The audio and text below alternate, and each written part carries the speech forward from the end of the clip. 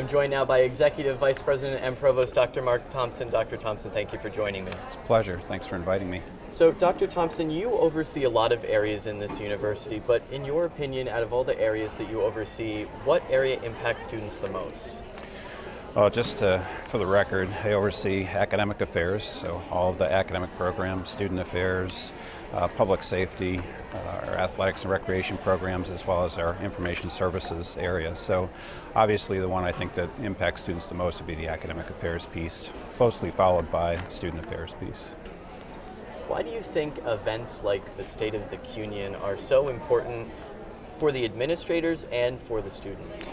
I think any opportunity for administrators and students to be able to have some dialogue and talk about some things that are of interest to students, that we can better understand their perspective, and then give us the chance to respond to that appropriately and see if there are things we can do to continue to enhance the student experience and the quality of the things that you're both in the classroom and out of the classroom, the things that impact your daily lives as students.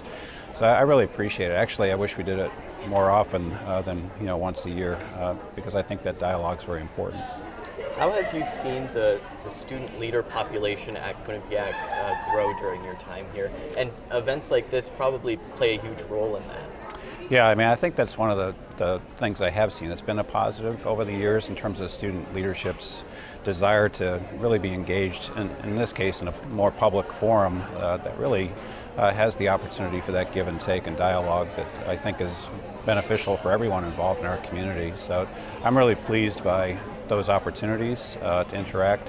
And I will say, a lot of conversation goes on behind the scenes too, so I'm always happy when student government comes to me or other student groups and gives me the chance to sit down at the table, sometimes in small groups and quiet conversations, which I find just as beneficial. But the leadership has certainly gone out of its way to represent the student body effectively, and I think as a result we're able to do some things that have been beneficial. And just a last question here, Dr. Thompson. Do you think we'll see some visible change following the event tonight based on what administrators hear from the students? Yeah, I expect that I can give you some insight into what I think will come up tonight of interest to students. The annual question about club sports, for example.